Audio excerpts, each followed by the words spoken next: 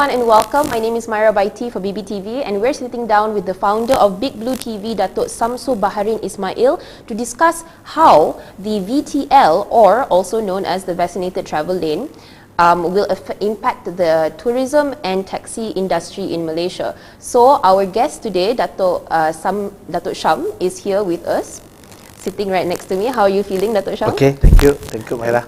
Alright, so do you want to go straight or yeah, how? you can go ahead. You can go straight, okay.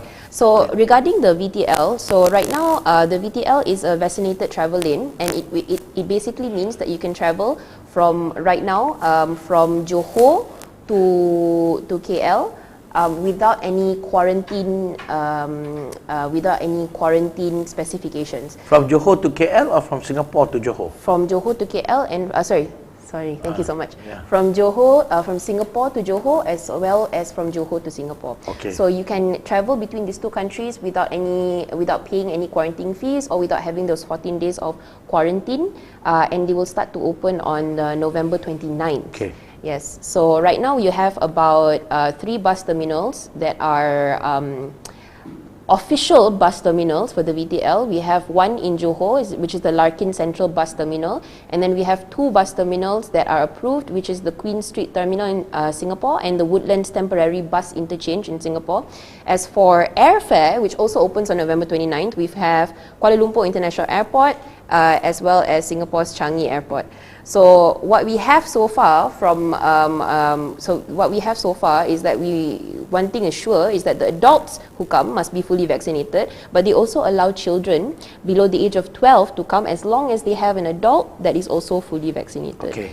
Yeah, so you have been a very loud voice when it comes to defending the rights of taxi drivers in Malaysia. So what do you think, how do you think that this VTL opening will affect tourism as well as the taxi industry in Malaysia? Well, Myra, to be honest, I am welcoming this VTL exercise by the government, both countries, Malaysia and Singapore, to start with. Okay, I was told that all the countries that sign the partnership later on will be having the access to come in here and for us to go there. Okay, now having Singapore visitors coming to Malaysia by bus only allowed in Johor. And in selected buses. Selected buses, that is not a good move. Why it's not a good move? It looks like a very double standard. As you know, Myra, the bus industry also collapsed. Collapsed in terms of no business. So when the government restrict Singapore to send their passenger to Johor only, what happened to all the buses that take the passenger from Singapore to KL? I still remember before PKP, all our taxi driver, the blue taxi, including the red taxi, always queue up at bus terminal and also at Berjaya Times Square.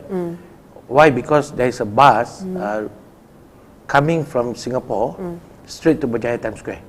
So from Berjaya Times Square, taxi driver that have been booked or not been booked, they will queue there and pick up passenger and send to every hotel that they want to go. And if they are lucky enough, the passenger will book them the next day. So if the bus is only allowed from Singapore to Johor, they are creating another issue whereby other bus company that have the license to bring in passenger from Singapore will make hell a lot of noise. So that is another issue. Number 2, for the passenger to take a flight from Singapore to KLIA, good exercise. Okay, but why KLIA? Why not Penang also? Why not Langkawi? Because these are the tourism center. So if the flight can go into Penang, beside KLIA alone, can go to Langkawi and other countries, other state, as usual state lah, that Singapore flight can go, that will boom our not only taxi industry, but our tourism industry. Because as you know, Myra, I would like to share with you, those were the days before PKP. Every Friday, all the bus load from Singapore is full. Singapore citizen or passengers or visitors, they take the bus either on Thursday or Friday after their working days kan. They working time, they take the bus at night. They arrive also at night, about 2-3 o'clock in the morning, some at 6 o'clock, you know. And they leave back from KL at 6 o'clock in the evening.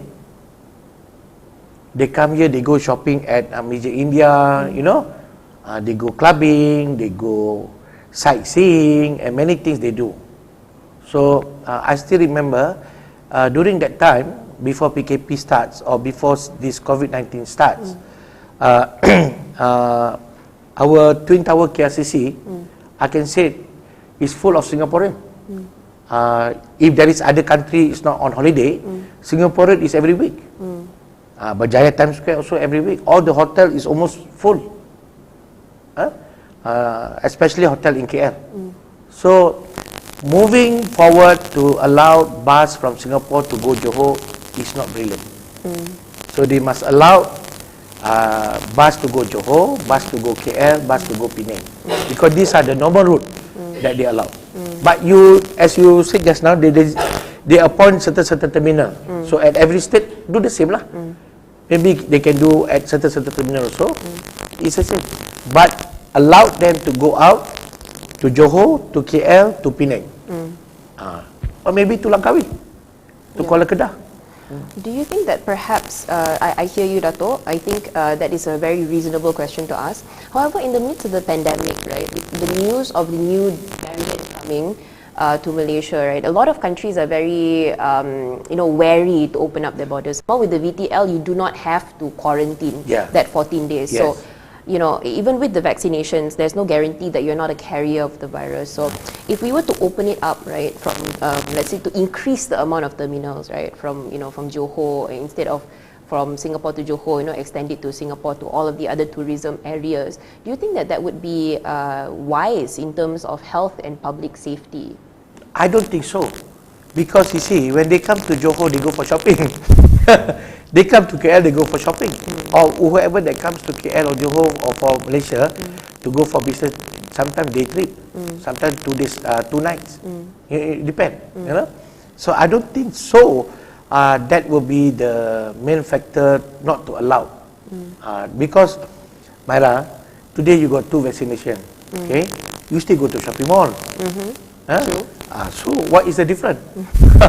So I can see like I don't want to talk or go into politics, but I would like to take the example. This is very important example. Like PRM Melaka lately, they don't allow to do campaign, this, that. But Melaka is full of people. So what's the difference? That's true. What's the difference? So what they can do is 2 days before their flight, or 24 hours before their flight, they should swab test. They should swab test with their hospital. Doesn't matter government or private hospital, not clinic, hospital. They should go for swab test, and with the swab test, allow them to come in. Yes, so there is a testing protocol for the RTK currently. You have to take an antigen rapid test or the rapid test kit when or you arrive, the PCR 2 days prior to the departure date. Yes. Okay. So on arrival, RTK at Larkin Bus Terminal in Johor only. So I don't think there's a big problem of that implementation. The implementation already good, because if you said 2 days before they fly, they have to take the swab test. They already got the result in their country, and I'm sure their country will not allow. So what is the difference between opening the doors? You see, Myra, the government have to think and consider very seriously. The government may think that the transportation industry is not important. Without the transportation industry, the economy not moving. Let's say you're from Singapore. You come with your boyfriend, or you come with your husband or your family. You come and you check in the KL hotel, and you want to go around. There's no taxi in the market. Why? Because during the pandemic, the government is not helping the industry, the taxi industry, to maintain their operation. Yeah, you've been very vocal about this as well, about taxi drivers' rights all the way back in 2016, when Uber and Grab as e-hailing devices was first introduced into the Malaysian market. And I think I have a quote here from you, and this was in 2018. So this is what you said. The cab industry's 60,000 taxi drivers could earn an average of 500 daily, but the figure has plummeted to 150 since e-hailing services started in 2016. Yeah. So your quote is, that is an average of 72,000 income a year for these drivers, which was good to cover their expenses. However, with Uber and GrabCar, their income had dropped to not more than 150 a day, and that income is on a good day. So this is what you told the Malaysian Reserve in 2018. So you also mentioned the similar things that you talked about here in the Kuala Lumpur city centre, and how, like only 40 people out of 100 people would consider taking a taxi, while the rest has opted for e-hailing services. So in terms of not being able to find transportation, right, in Kuala Lumpur, I don't think that is the issue, particularly when it comes to the taxi industry in Malaysia. What do you think is the issue with people choosing e-hailing services over taxi? You see, back many years ago, when I want to share with you some history, so that the viewer and you and the Malaysian will understand. I am not against the implementation of new technology, which is good for the industry and for the country. But I am against the implementation. You see, during that time, there were a new app, for first time the app of the taxi industry been introduced, which is, we call it My Taxi. So at that time, the government don't allow, or My Taxi don't see that private car can bring a big revenue for them. So they seek for taxi industry to help their apps. So I promoted that My Taxi. I granted permission to all my taxi players or taxi drivers. So you're very supportive. Yeah, very supportive. I told them, you register with the app, that is your extra income. Okay, and through that support that we give to My Taxi, it gives a lot of benefits to the driver. So for example, my driver in KLCC or KLIA, they can bring back home between 400 to 500 ringgit a day. They don't need to go around in the city to look for people. They just come to the operation queue, they can bring back between 400 to 500 a day. Okay. Plus, with My Taxi, another extra. Yeah. So they can bring back about 600 to 700 a day. Now, the industry was very supportive. When Uber came into the picture, by introducing the private car, then Grab see that, My Taxi see that there is the biggest opportunity. So they switched My Taxi to Grab, introducing the private car. When you say opportunity, you mean that when you switch to private cars, we do not need to pay the usual licensing fees that taxi drivers have to use. Exactly, a lot of things, a lot of benefiting Grabs. Benefiting Grabs, not benefiting the drivers. But because of the promotion and the strategy of the advertising, to convince the market, even though it's illegal, so they win, they capture the biggest market because they fight with Uber. Yeah. They fight with Uber. They don't fight with taxi driver. You know why? It's very simple. What they did was, from KLCC to Bukit Bintang, for example, 5 ringgit. Yeah. One trip. Okay. So what do you choose? The cheaper option. Even Myvi come also you okay? Correct. If you take the blue taxi, it will cost you 12 ringgit, 13 ringgit. Yeah. If jam will cost you more. Yeah. But That's true. consumer says, no, I will take the cheap one. Yeah. And the service is good. Yeah. But after time goes by, Myra, I voice it out because they are not only killing the taxi industry, but they are putting the passenger at the high risk. How do you say? Because the car has got no insurance. Really? Yes. Okay. The car has got no the commercial insurance like what taxi driver has. Yeah. Okay, let's say you take a taxi. You met an accident, your leg broken, for example. Our insurance is covered. Hospitalization, you can claim for you're not only injured, but you cannot go to work, your income, a lot of things, because it's a commercial insurance. Let's say for Innova, we're paying about 7,000 a year. Not cheap.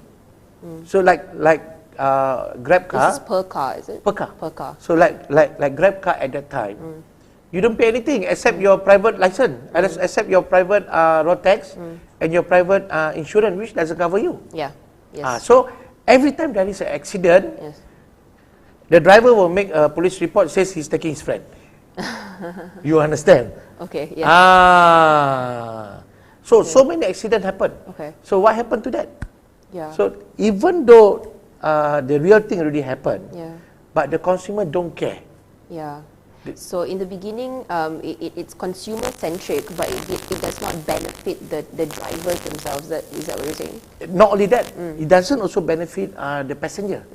You are putting the passenger at a higher risk, Because which of the passenger is not been educated on that subject.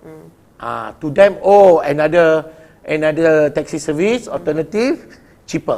Yeah, that's the thing, because when I think as a female as well, and also with a few of the reports that have come out in the news before on, different incidences of sexual harassment or of attempted assault, right? That's happened in I think it was in the white and red taxis.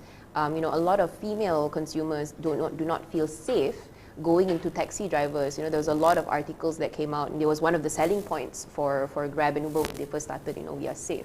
So in terms of how that benefits the consumers, right? Like, is that what is your opinion on that? Is that fact? Is that fiction?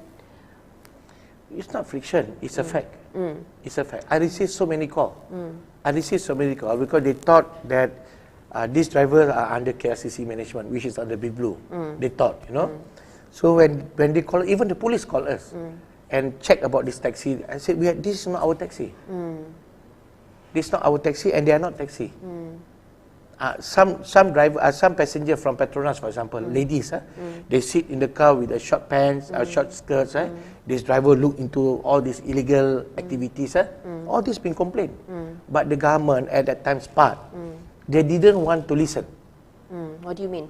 They didn't want to hear what we said. They thought that we are creating a story that to hate this operation, macam benci operation ni. I see. This is for the opposing taxi company. Yeah. So I attended so many conference, so many things being invited by SPAT to me.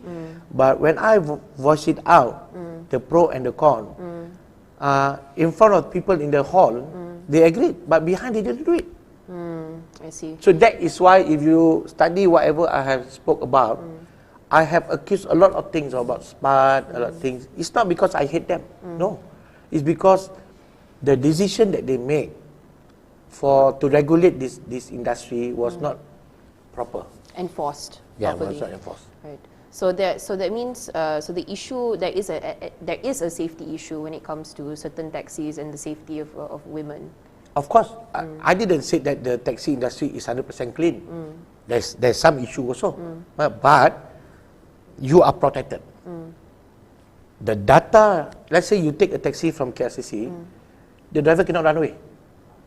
Okay. Because you have a ticket that will have all the data of the driver for you to go and make report if anything goes wrong. Okay. So when you lodge a report with the ticket that you take, the authority will know which taxi driver that you took, the numbers, everything. So the police will call us to verify. So we verified. So majority of the people don't see the risk factor that we manage it well. We become so well for 10 years plus, almost 15 years, because number one for us is to protect the passenger. That is our philosophy. Not the driver. Driver is only a service person. The most important for us is the passenger. If anything goes wrong with the passenger, we will be able to protect the passenger. Because of the insurances as well. Myra, our glamorous days We have more than 2 million loyalty customers. That's amazing. Yes. Nobody knows. We got loyal customers. And majority of our loyal customers, not only the not only the below income, the foreigners, expatriate, executive, the ladies, you know, Petronas staff, if they have to go out to the airport at 4 o'clock in the morning, they will choose us. For your information. They will choose us. That's wonderful. That's wonderful. A lot of good things. Yeah. Okay. Okay. So I think we've gotten a bit distracted a little bit with this issue because we're talking about the VTL. Yes. So now the people from Singapore can travel to Johor, right? And from Johor, theoretically, they can travel to other places such as Kuala Lumpur. They can travel to all these other tourist areas as well. So do you foresee that there's going to be any changes in the taxi industry in Kuala Lumpur? It is depend on the implementation of the VTL. If the implementation of the VTL, as what you said just now, only can go to Johor terminal bus, then it will still affect the industry.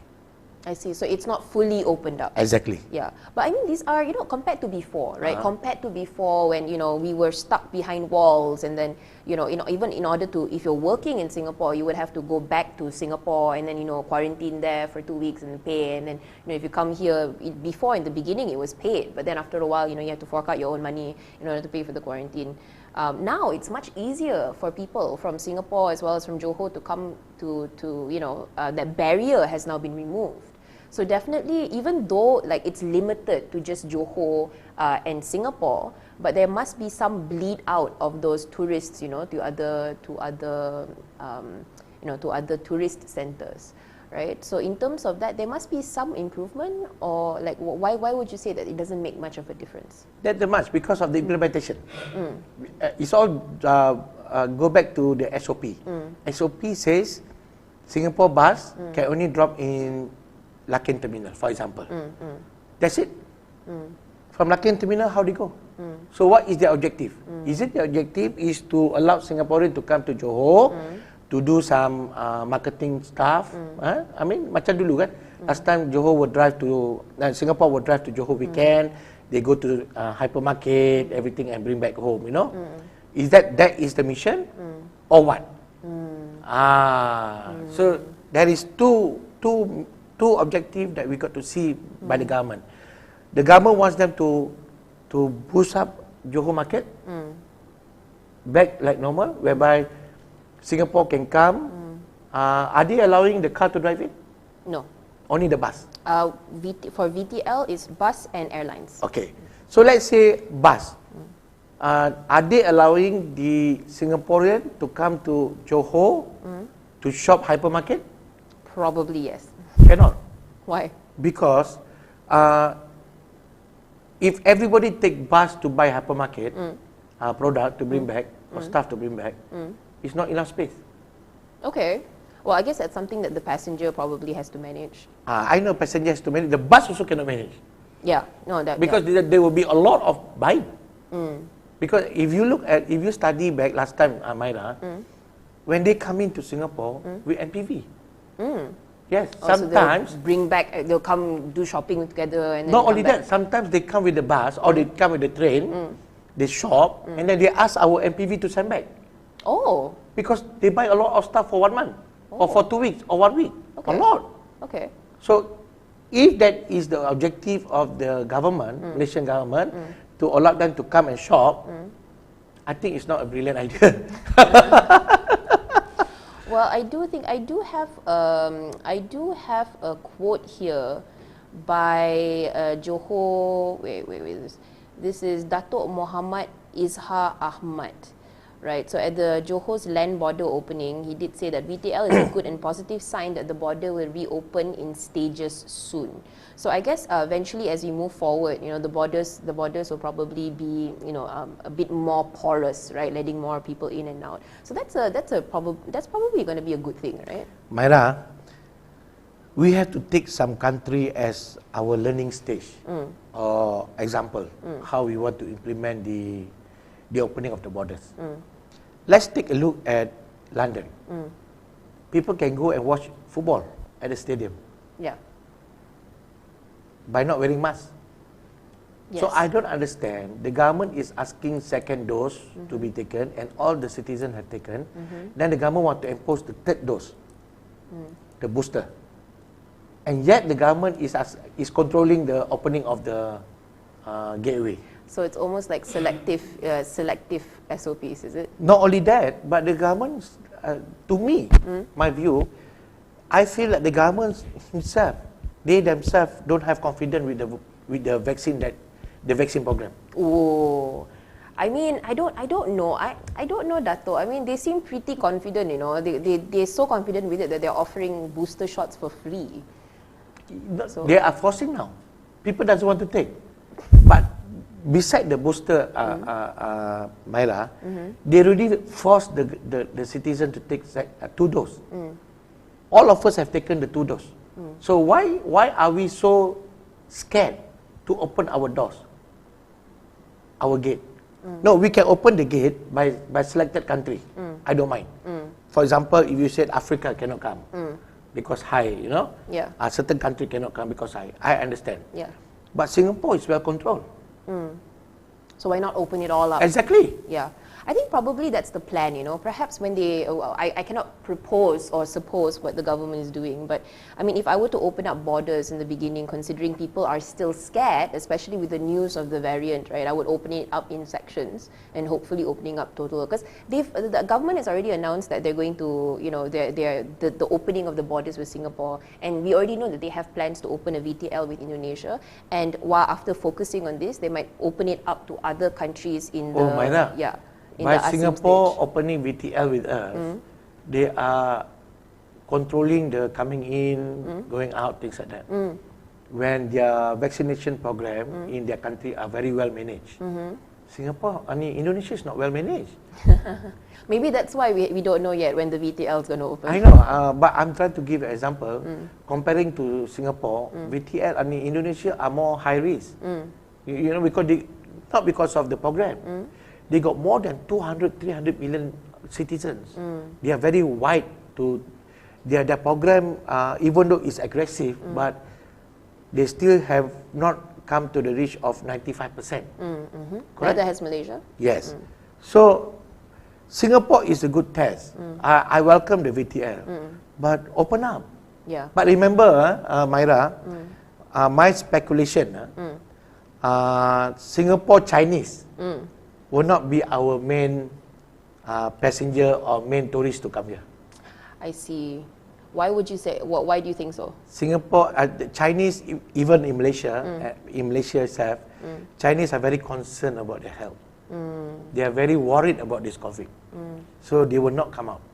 Maybe if let's assume 1,000 Chinese citizens from tourists from Singapore. From 1,000, maybe 100 come.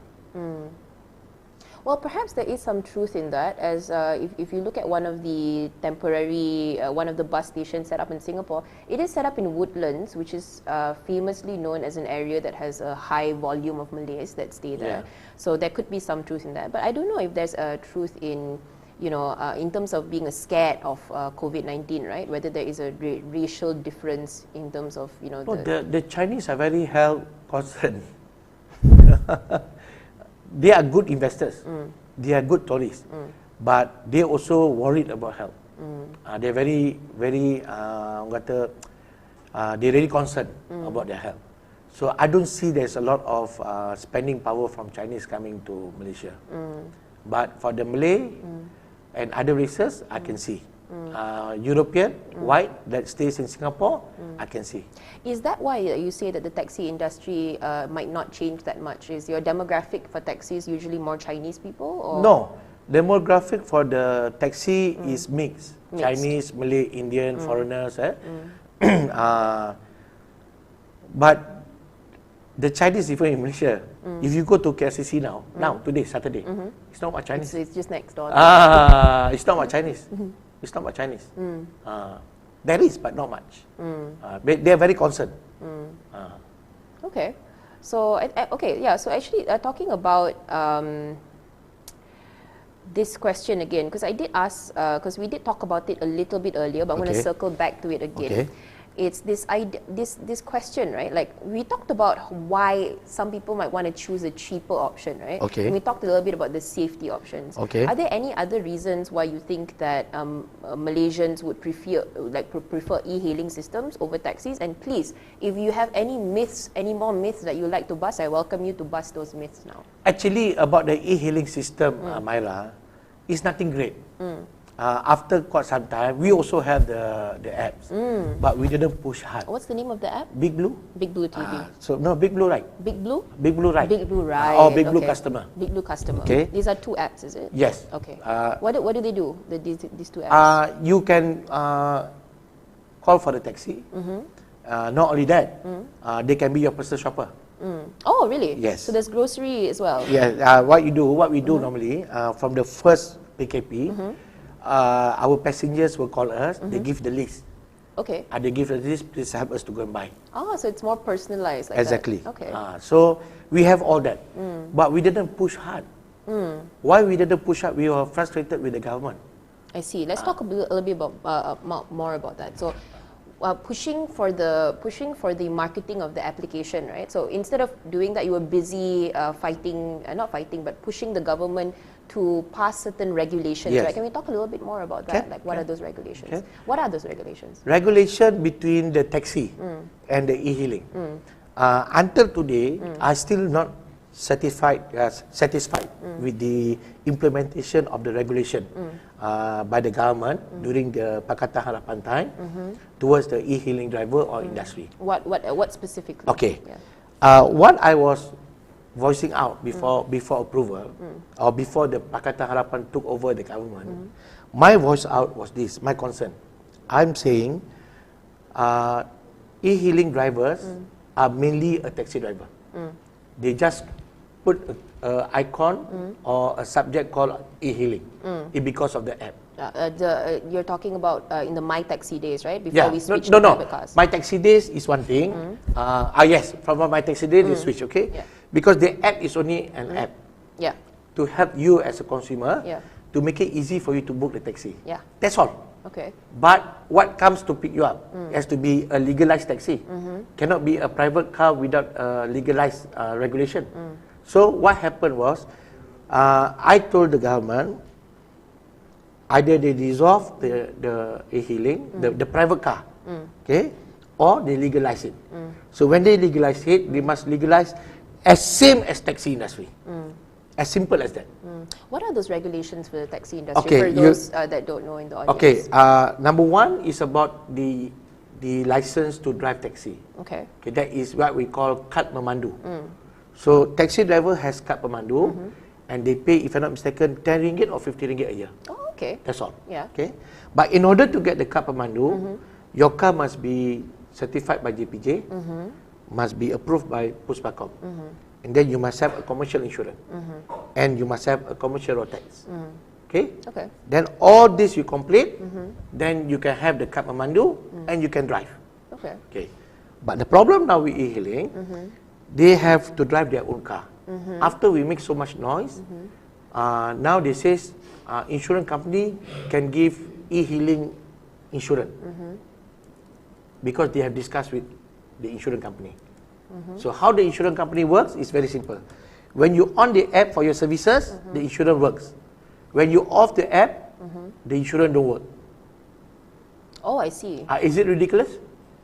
Well, I guess if you're not on company time, then you don't have to use company insurance. Probably that is the logic. No, because they want to save cost for the driver. I see. For the driver. Yes. So now, that's one. Number two, your private vehicle insurance, they will add on to the e-hailing insurance. Okay.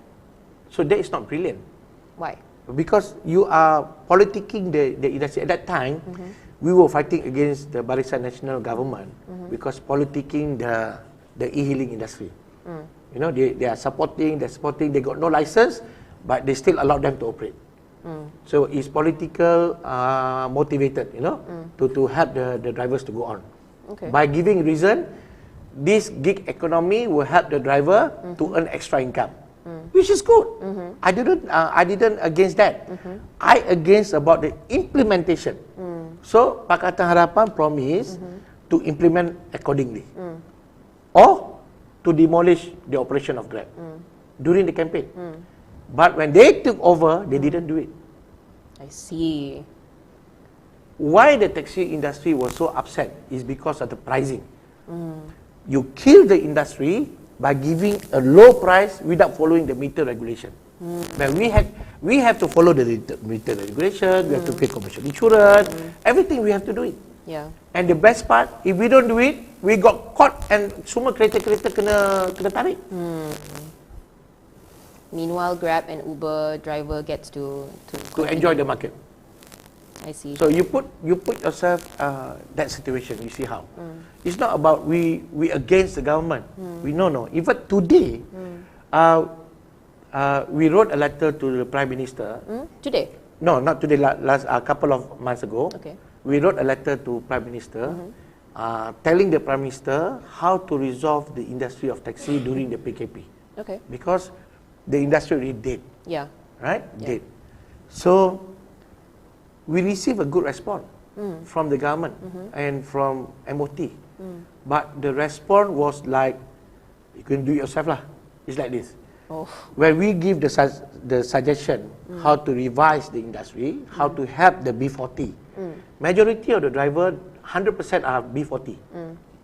We give them the solution. The Prime Minister given the solution to MKN and also to KSN. Both supported and give to MOT for last approval.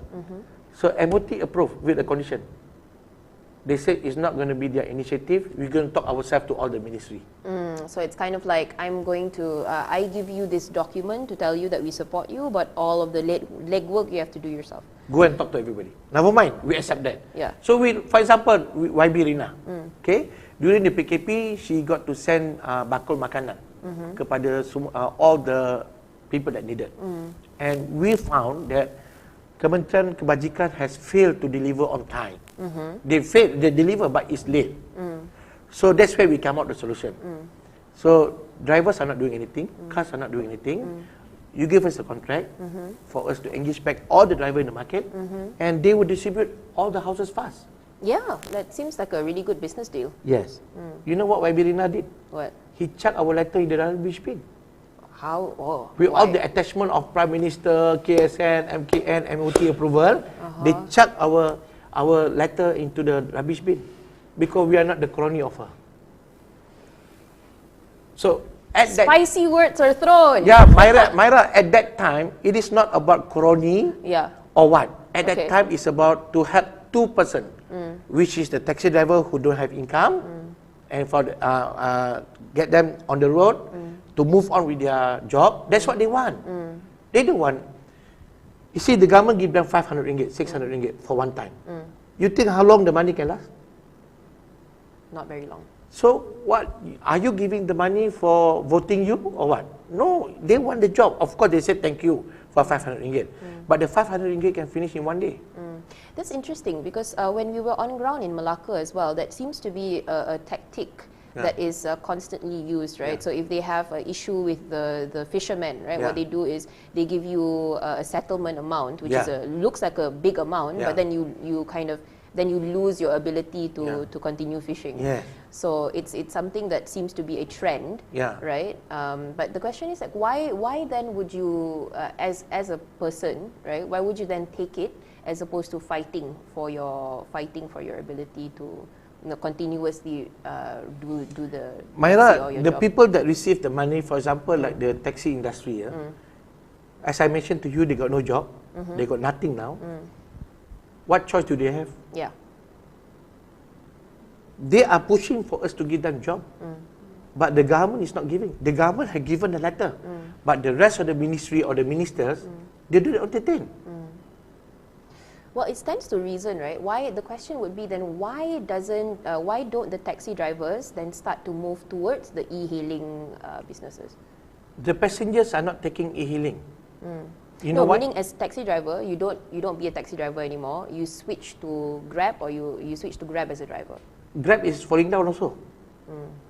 all the e-hailing companies falling down. You may see inside the Facebook or they're this, they're that, this, that, everything good. Actual fact, backdoor, they are not good. In terms of the e-hailing business, right? I'm talking about e-hailing. Yeah. You know why I say not good? Passengers are worried to take e-hailing now. Number one, it's not control. Grab is just only provide the app. They don't do anything. For example, in KCC, we allow them to put a point, drop and pick up. They don't have officers to take care of the traffic, take care of the drivers. They don't. You get me? For example, I'll give you an example. They also in other malls, the same thing they did. You know, so the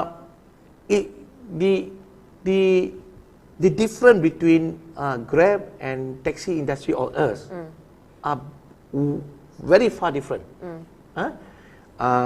If you come to KLCC and you shop a lot and you take taxi, we have our staff to help you to carry your things. Oh, Yes. that's good service. That's like A-star service. Yes. Yes. We only collect RM2 Oh. per trip. Oh, And we that's- give so many, because when we got the license, the government says, under Datuk Seri Nazri and also Halimah Siddiq, they says, you must provide service to the passenger when you collect RM2. We have to. Do you know that we also get ready wheelchair? No, I did not know that. Yes, many things people doesn't know. But those 2 million customers that been with us, they know. So I guess it's this idea of, this idea that the Grab is cool or Uber is cool is the new thing. So when people got used to using it, and so Just because of the price. just because of the price. See what But even the prices now, you can see that, the other day, I think there was a big issue with the application, right? So suddenly it's like, it's not search time, but then you get search prices. So I think this happened 2 weeks ago, and Grab actually issued an apology on their Twitter page, and they said, oh, we're sorry for the inconvenience, but at the same time, there were customers who, did not had to pay extra for their Grabs. There were Grab drivers who did not manage to get any rides, and then therefore did not get income that day. So there are these kind of issues. But beyond that also, like a lot of us joke, when we go to the mama, because now the mama is open. We joke when we go to the mama, and say that it's actually quite cheap it's cheaper to take public transportation or to even drive yourself and pay for parking as opposed to taking a Grab car. So, I don't, when it comes to, this idea of, Grab being cheaper, it might not necessarily be true, right? So why do you think there's this barrier between customers in still choosing these e-hailing? You see, over like, when they started from the beginning, they already painted that, or give education to their customers that you forget about taxi. Hopeless, expensive, don't use meter. Yes, I agree that some minority drivers are like that in industry. But when we move into blue taxi, all that is gone. We manage it well. What they are fighting with us, Grab is fighting with us. Because how come the customer can pay so much and take blue taxi? So what they did was, in their apps, let's say, for example, from KLCC to go to KLIA. So they come out in their apps, KLIA, you use Grab, 65 ringgit. You blue taxi, 150 ringgit. So who you choose? Yeah. Yeah, for it will be the cheaper option. Exactly. Yeah. So they have painted that from the day one. But for us, we cannot do that because we are regulated by the country, by the government, by meter. Why do you think that Grab is not a party to these regulations that taxi drivers are? They the are, meter regulations. after PH1, they approved Grab as legalized operation. But they didn't impose Grab to follow the regulated taxi meter. Why is that, yeah? Why do you think so? Well, that one you got to ask Anthony Loh and Dr. Mahathir. Why? If you were to ask, okay, if Anthony Loh or Dr. Mahathir came into the room today, what would you ask them? Like, how would you ask them? I will ask them why you are not regulating the meter rate to the e-hailing. You know why? Why? Why I keep on talking about this? Drivers are complaining. E-hailing drivers, Grab drivers are complaining. They work long hours to achieve 100 ringgit. Yeah. You see, if it's to airport, 65 ringgit for example, Grab is taking 25%. Who is working? Grab is sitting down collecting money. You know, for taxi driver, we only allow 10%. 10%. Because of the 10%, sometimes we don't take the 10%. Because we want to help the drivers. So, government don't see that. When we talk to the government, they said, this Datuk Syam, everything also not happy. But actually, I'm fighting for the driver. But today, all the drivers of e-hailing are complaining about the price. So I tell them back, why you complain? You supported what? Yeah. Just a social experiment for those of you who are at home. If you do want to test this theory out, you can go out and ask your Grab car driver how Grab is treating them or how e-hailing systems are treating them, and then you can probably get the answer yourself as well, just in case you were curious. Okay, back to you. So, Dato'. Myra, for Grab, Malaysia is not their priority country. Yeah, Grab is operational in Thailand, in Vietnam, in Singapore. Yeah, but for the market share, Malaysia is not their priority. Even their drivers now are not taking passengers, sending McDonald's. Yeah, they're taking side gigs, sending things, delivering things. Yeah, which is interesting because when we first started with this idea of the gig economy, right? So the idea of the gig economy was always to help, like the middle class, lower middle class, B40s. Like Grab has run, a lot of campaigns regarding how they have created new jobs for people in these particular economic sectors. Do you think that this is marketing, or do you think that this is true or selective truth telling? Do you think they have created a new market for new jobs for B40s and for the under 20? They are making use of the B40. They are making money by making use of B40. By making use of the driver. They are not protecting the drivers. So you think... You know what happened? If a passenger take a Grab and complain to Grab that the driver drive fast, actual fact, no. Maybe it's 80 km per hour, but you as a lady, you feel very fast. Grab straight away block you. Straight away block your system. They are not investigating the issue. The report comes in, they block straight away. So the driver gets blocked immediately? Exactly. I see. So there's a lot of issue that they took advantage on the driver. That's interesting because I think in a lot of like Industry 4.0 or Industry 5.0 conversations that we have when it comes to integrating technology into current systems, there's a lot of talk of user centralizing the user in the process of technology.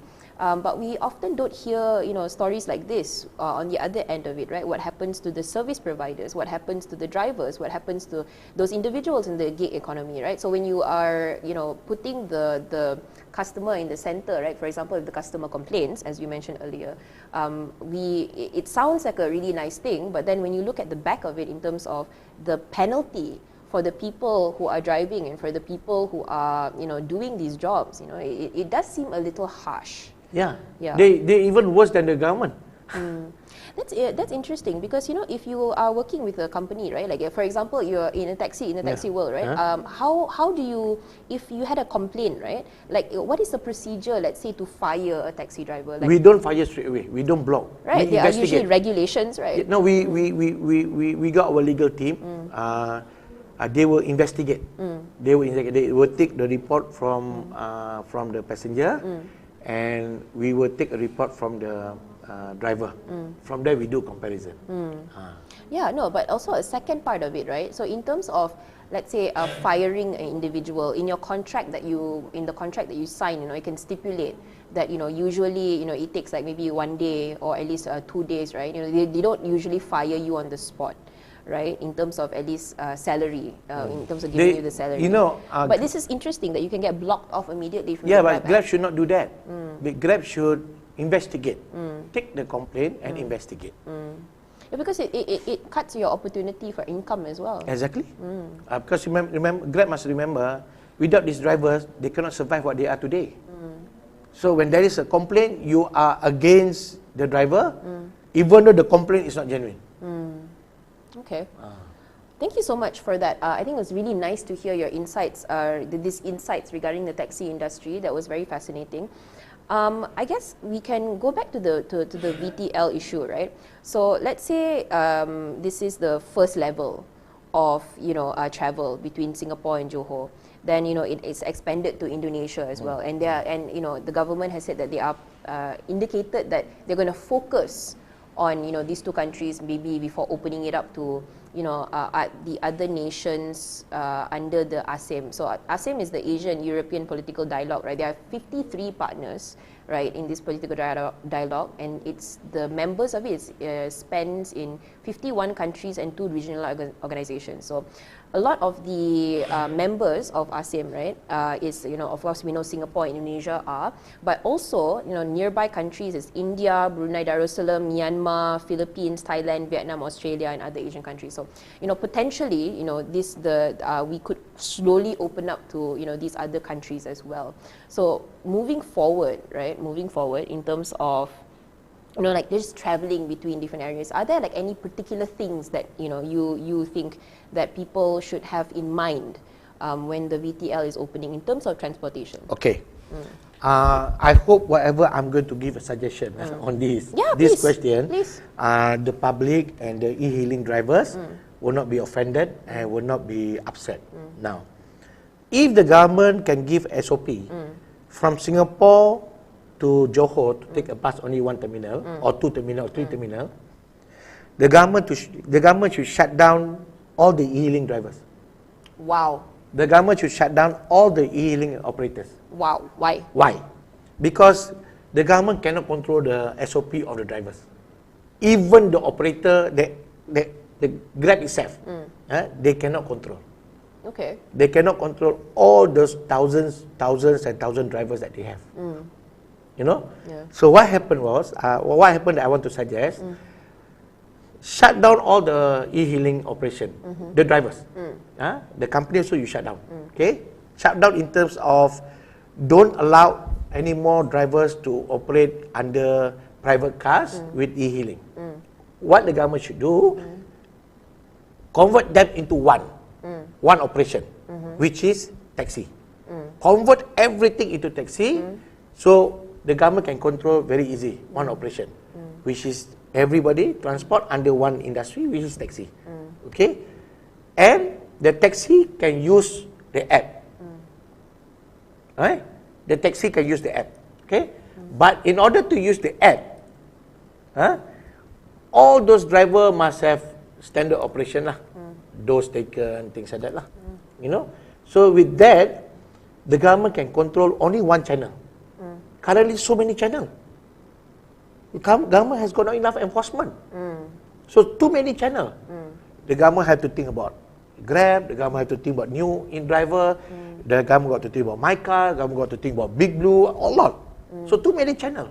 So now, all the drivers, I'm talking about drivers, not the app. Drivers into one. Under the taxi, different category. So kind of like SPAT, but for all the different, so like a council or a group of a regulatory body for all the drivers. Exactly. The government APAT, now called APAT, they control easily. No EVP. EVP is killing all the passengers. What is EVP? EVP is electronic vehicle permit for e-hailing drivers. It's like Kad Memandu lah, but this one is... Oh yeah, it was implemented in October. Yes, this is like Kad Memandu, but it's for e-hailing driver. And it's killing all operator and the drivers. The implementation is killing, the prices is killing. They charge, I think, about 100 over ringgit. That's really expensive compared to the taxi. Exactly. Pass. And we have to pay operator. Oh. Yes. Okay. If the driver has to pay, the driver will not sign you. Yeah. They will not sign under you. So there's a lot of problems, And then, when they want to withdraw from the app, they got to go to Puspacom, they got to get letter from. It's ridiculous. Actually, under the Grab website, the e-hailing PSV license, it is a requirement. No, for... PSV is like different, Myra. Okay. PSV is a commercial driving license for you to drive the car, to drive a commercial car. there is PSV. That is a must, issued by JPJ. So meaning if you are not Grab and then you have to pay the electronic driver's license, you have to have a PSV license, you have to have a Puspakam license, and you have the electronic license on top of that. Yes. Wow. What is the total? So And not only that, the EVP is controlled by the company. The EVP is controlled by the company. It should be issued straight to the And this driver. is per car. This is per car. Per car. Okay. So relatively, how many drivers do you have now? Total, Yeah. including e-hailing, taxi, everything, is more than 100 over 1,000. Okay, so that's about potentially like a million, 10 or 10 million ringgit. Exactly. That is a lot of money. That is income to the government. Yeah. But the government don't make it as throw the whole thing into the company's responsibility. The license must be given direct from the authority to the driver. Instead, it's distributed through Exactly. Okay, I see. So it also comes with, so if you choose to convert from a traditional taxi business that is, with the tickets, right, as opposed to the application, right, it is much cheaper compared to if you do decide then to change to a Grab format, an e-hailing electronic format. And if that's the case, companies, when they made that innovative leap to change into the applications, they are then slapped with this electronic. Exactly. Tax. I see. Why do we hear about this more in the media? And I thought, why? I have voiced out, but because when I voice out, the people, the citizen, and the drivers don't like it. They say I'm disturbing their rice bowl. Let's talk about that just a little bit. Why do the drivers not like the fact that you're fighting for their rice bowl? Like, it seems like this is what you have been saying. I don't have the answer. Maybe because maybe because they feel like this industry of taxi is their strong competitor. The more they because we are questioning about the uniform, the way they drive the car with slippers, slender, with cap, with t-shirt, car are not clean, are not a proper commercial car. So these are all what we voice it out. They will not like it. So there's history as well. Yeah, they don't like there's it. There's history there. Yeah, they don't like it. Okay. But actually, if they think some of the drivers that really follow what we ask them to do it and the government asks them to do it, especially the Chinese driver, they are happy. Even though if they accident also with the passenger, they got no worries. Because it's covered by insurance. Yes. Okay. All right. So I think we're almost. We've been chatting for an hour. Yeah. What was VTL turned into a conversation about taxi as well as e-hailing services Myra, in the Malaysia? VTL and the taxi and the e-hailing. Sorry to interrupt. The no worries. VTL, It's okay. the e-hailing and the taxi are related. Yeah. Are related. We also must make sure that we are fully equipped, really fully transformed in order to accept the new way of the tourists coming. Yeah, so let's talk a little bit about that. So, like, in what ways do you think that taxi companies can, adapt to in order to, be careful with the surge of tourists coming? Well, the taxi company who owns the permit has to play a bigger role. They should not because they own the permit. They take out the car, they rent it out. Okay, that's not the end.